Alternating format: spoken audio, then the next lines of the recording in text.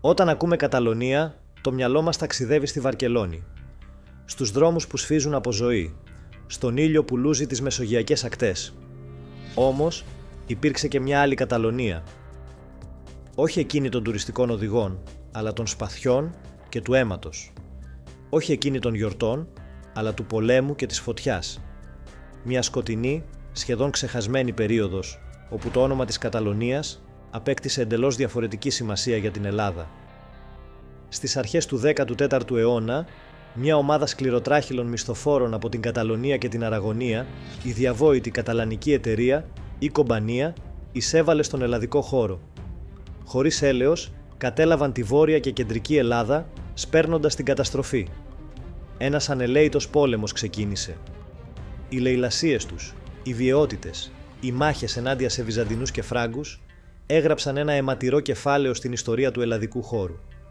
Αυτή είναι η ιστορία τους. Η ξεχασμένη εισβολή. Η στιγμή που η Καταλωνία και η Ελλάδα συναντήθηκαν όχι με τουριστικούς χάρτες, αλλά με σπαθιά και φωτιά.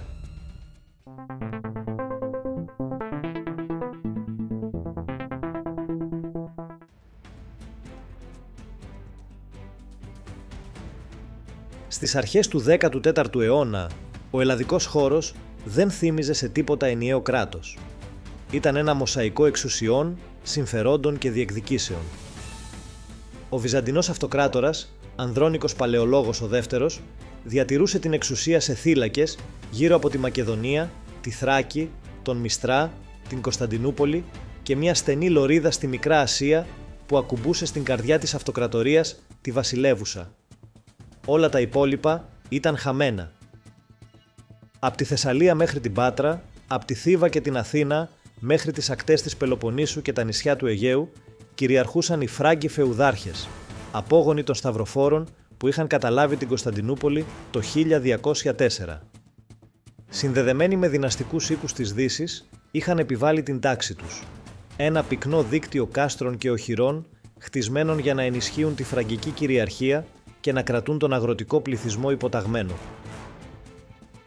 Ήταν μια εποχή κατακερματισμού, όπου το κάθε κάστρο και ο κάθε βαρώνος έπαιζε το δικό του παιχνίδι εξουσίας.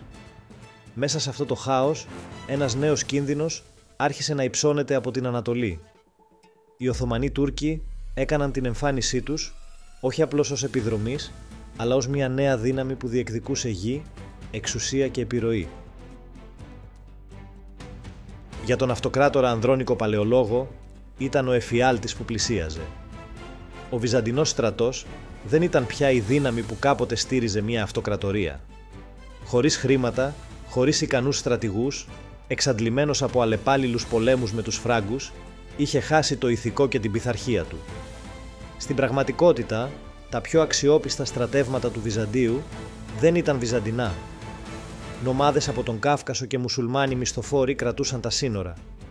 Μπροστά στο αδιέξοδο, ο Ανδρώνικος δεν είχε άλλη επιλογή. Έστρεψε το βλέμμα του προς τη Δύση, αναζητώντας νέους συμμάχους. Πιο ισχυρούς, πιο αδίστακτους. Και κάπου εκεί, στο περιθώριο της ευρωπαϊκής σκηνής, μια μισθοφορική ομάδα περίμενε την ευκαιρία της.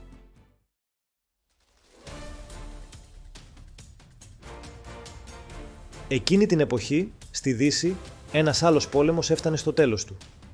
Η Σικελική Εσπερινή, ένας μακροχρόνιος και αιματηρός εμφύλιος ανάμεσα σε βασιλικούς οίκους που διεκδικούσαν τη Σικελία μόλις είχαν λήξει. Με την ειρήνη της Καλταμπελώτα το 1302, χιλιάδες μισθοφόροι βρέθηκαν ξαφνικά χωρίς κανένα σκοπό. Ανάμεσά τους, ένας άνδρας που έμελε να γίνει θρύλος, ο Ροζέ ντε Φλόρ. Πρώην ναή της Υπότης, γιος Γερμανού στρατιώτη και Ιταλίδας από τον Μπρίντεζι, κατηγορήθηκε για υπεξαίρεση και εκδιώχθηκε από το τάγμα. Αντί να εξαφανιστεί, ίδρυσε τη δική του δύναμη. Ένα τρομερό μισθοφορικό σώμα από Καταλανούς και Αραγωνέζους πολεμιστές, που έμειναν γνωστοί ως Αλμογάβαροι. Αυτοί οι πολεμιστές δεν πολεμούσαν για πατρίδα, πίστη ή ιδανικά. Πολεμούσαν για τον μισθό, για τη δόξα και για το αίμα. Ήταν σκληροί, απρόβλεπτοι και απολύτως αφοσιωμένοι μόνο στον αρχηγό τους. Όταν ο αυτοκράτορας Ανδρώνικος Παλαιολόγος ο δεύτερος, αποδυναμωμένος από τις επιθέσεις των Οθωμανών και τη φθορά του Βυζαντινού στρατού αναζήτησε συμμάχους στη Δύση, η ευκαιρία γεννήθηκε. Μετά από διαπραγματεύσεις, ο Ανδρώνικος υποσχέθηκε πλούτη, γη και τίτλους. Ο ίδιος ο βασιλιάς της Σικελίας, Φρυδερίκος ο δεύτερος, βοήθησε στον Απόπλου, πρόθυμος να απαλλαγεί από μια ανεξέλεγκτη στρατιά που πλέον δεν του ήταν χρήσιμη. Έτσι, το 1302, ο Ροζέ ντε Φλόρ και περίπου 5.000 Καταλανοί μισθοφόροι επιβιβάστηκαν σε 36 πολεμικές γαλέρες και έπλευσαν προς την Κωνσταντινούπολη. Εκεί τους υποδέχθηκαν με τιμές βασιλικές. Ο λαός επευφημούσε. Ο αυτοκράτορας τους τίμησε. Η καταλανική εταιρεία είχε μόλις φτάσει και η μοίρα του Βυζαντίου επρόκειτο να αλλάξει για πάντα.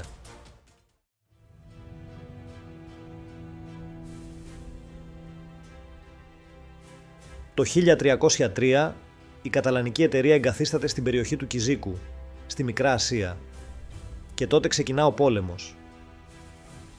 Μέσα σε μόλις 2 χρόνια, οι Καταλανοί σαρώνουν κάθε Οθωμανική δύναμη που τολμά να βρεθεί στο δρόμο τους.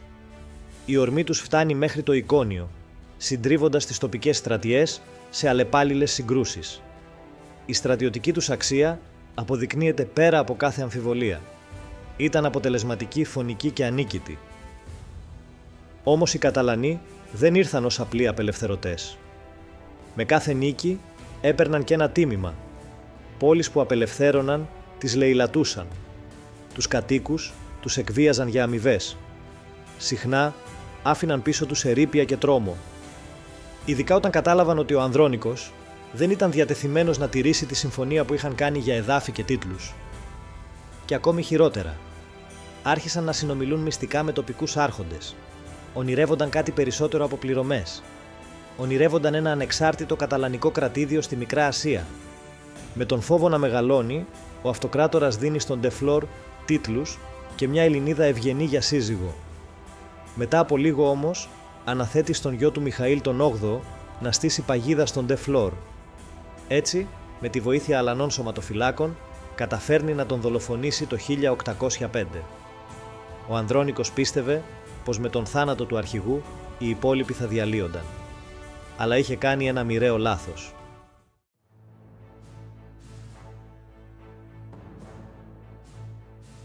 Οι ελπίδες του αυτοκράτορα ότι η καταλανική εταιρεία θα διαλυόταν με τον θάνατο του ηγέτη της διαψεύστηκαν με ολέθριο τρόπο. Όχι μόνο δεν διαλύθηκαν, αλλά συσπυρώθηκαν. Νέος αρχηγός τους ορίστηκε ο Μπερεγκάρ ντε Ροκαφόρ, ένας σκληρός και αποφασιστικός στρατιώτης. Η εκδίκηση δεν άργησε. Οι Καταλανοί στράφηκαν προς τη Χερσόνησο της Καλύπολης και την κατέκαψαν. Σκότωσαν αδιάκριτα. Έσφαζαν άνδρες, γυναίκες και παιδιά, ερήμωναν οικισμούς, έκαιγαν σοδιές, λαιλατούσαν τα πάντα στο πέρασμά τους. Ο αυτοκράτορας δεν μπορούσε πια να αγνοήσει την απειλή. Τα βυζαντινά στρατεύματα κινητοποιούνται. Η σύγκρουση ξεκινά σε πολλά μέτωπα. Όμως ο Ανδρώνικος, για άλλη μια φορά, παίρνει τη λάθος απόφαση. Αντί να αναχαιτήσει την καταστροφή, καταφέρνει μόνο να αποδυναμώσει ακόμη περισσότερο τον ήδη εξαντλημένο στρατό του. Οι απώλειες αυξάνονται, η αυτοκρατορική δύναμη καταρρέει. Ανακαλεί τα στρατεύματα πίσω στην Κωνσταντινούπολη. Από φόβο, μην κινδυνέψει στο τέλος η ίδια η βασιλεύουσα. Και από εκείνη τη στιγμή, τα βυζαντινά εδάφη δεν είχαν πια άμυνα. Ο πληθυσμός τους βρέθηκε ανυπεράσπιστος, στο έλεος της τρομερής καταλανικής εταιρείας, της Κομπανίας, όπως αποκαλούνταν στην καταλανική τους γλώσσα. Είχε πάψει πια να είναι απλώς ένα μισθοφορικό σώμα. Ήταν μια αυτοκρατορία τρόμου. Όλοι νόμιζαν πως είχαν δει τα χειρότερα. Κι όμως ήταν μόνο η αρχή. Γιατί οι Καταλανοί δεν ήρθαν για να πολεμήσουν μόνο. Ήρθαν για να μείνουν. Και σύντομα η Μακεδονία, η Θεσσαλία και ολόκληρη η κεντρική Ελλάδα θα μάθαιναν τι σημαίνει να πέφτεις στα χέρια τους. Στο επόμενο επεισόδιο, εκδίκηση, προδοσία και μια σύγκρουση που άλλαξε για πάντα την ιστορία του ελλαδικού χώρου.